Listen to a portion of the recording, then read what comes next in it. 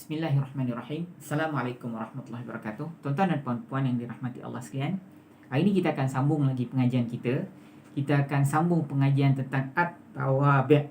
Ya, tapi hari ini kita ambil dua yang terakhir, iaitu hal yang berkaitan dengan badal, dan yang terakhir ialah hal yang berkaitan dengan taukid, badal dan taukid. Tapi bagi Chan, saya ulang semula daripada awal supaya tuan-tuan dengar banyak-banyak kali dan tuan-tuan boleh back on track. So sekarang pengajian kita peringkat yang ketiga tentang hal yang berkaitan dengan isim.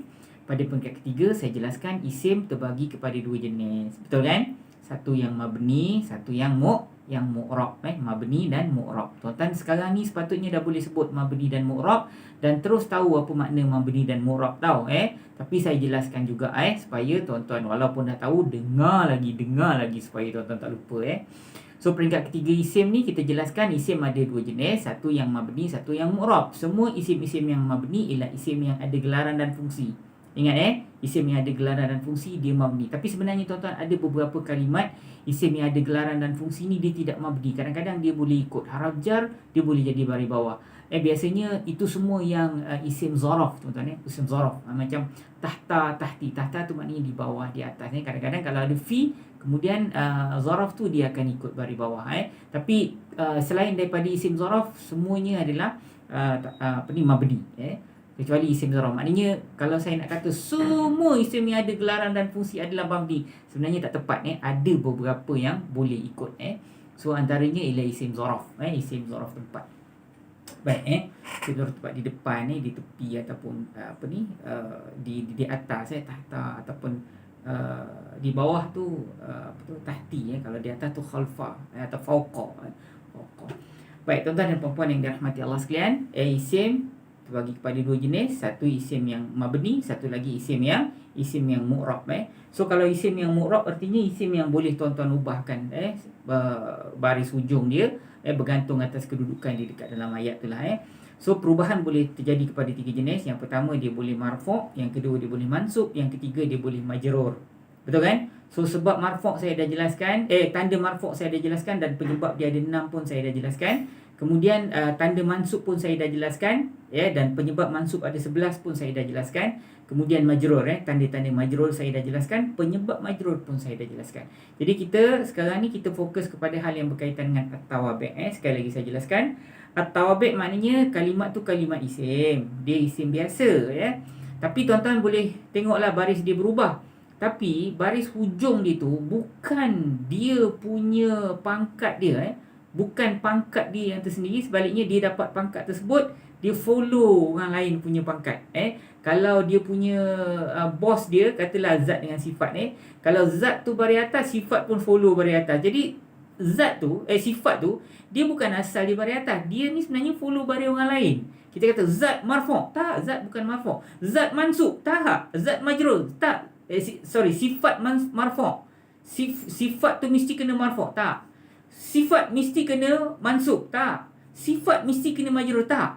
Sifat tu dia bukan, kalau nak jadi sifat mesti kena marfu'. Dia bukan macam maf'ulun bih. Maf'ulun bih dia mesti kena mansub, betul tak? Kalau pelaku dia mesti kena marfu'. Tapi kalau sifat tak.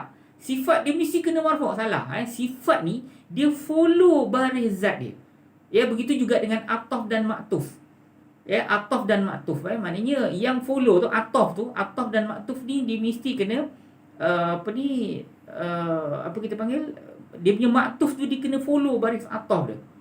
Dia kena follow kalimat yang dia ikut tu. Ataf kan penyambung cerita, yang disambung tu dia kena ikut ataf dan maktuf.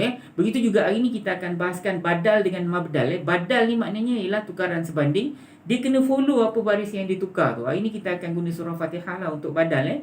Tapi yang terakhir ialah taukid. Taukid ni saya susah sikit nak jelaskan pada tuan-tuan, sebab contohnya dalam Quran memang susah nak cari, tuan-tuan. Memang susah nak cari contoh taukid dalam Al-Quran. Yang mana taukid ni kadang-kadang dia ulang balik kalimat yang sama. Ini salah satu daripadanya, dia ulang balik kalimat yang sama.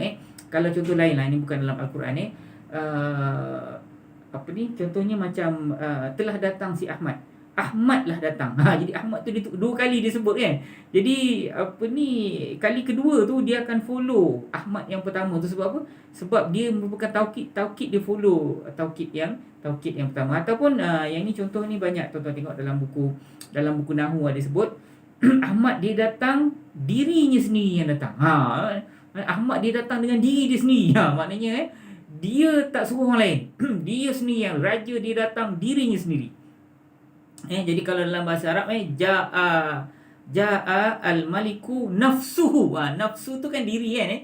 Nafsu. Ja'a telah datang ia al-maliku. Al-maliku, malik ni raja kan. Ja'a al-maliku nafsuhu. Nafsu tu dirinya. Jadi kenapa nafsu tu kena bagi depan? Dia penegasan terhadap dirinya yang sendiri yang datang. Raja tu diri sendiri yang datang. Jadi kalau tuan-tuan nak tanya saya, ustaz mana contoh di dalam Quran? Tuan-tuan cari sendiri. Nanti tolong saya, kalau jumpa saya boleh share dengan pelajar lain. Tapi hari ni kita akan bagi contoh tentang badal, tuan-tuan. Tentang badal, dan nanti saya akan jelaskan sekali lagi dengan diagram.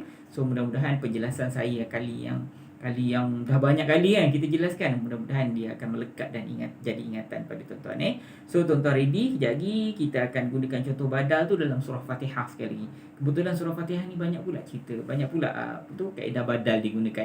Kita dah banyak kali guna Fatihah kan, tak apa, baru tuan-tuan tahu kan perbahasan tentang Fatihah ni baca hari-hari. Rupanya perbahasan tentang nahwu dia pun punyalah panjang, perbahasan tentang tafsir dia punyalah panjang, yang memang tak akan habis kalau cerita pasal Fatihah ni, tuan-tuan.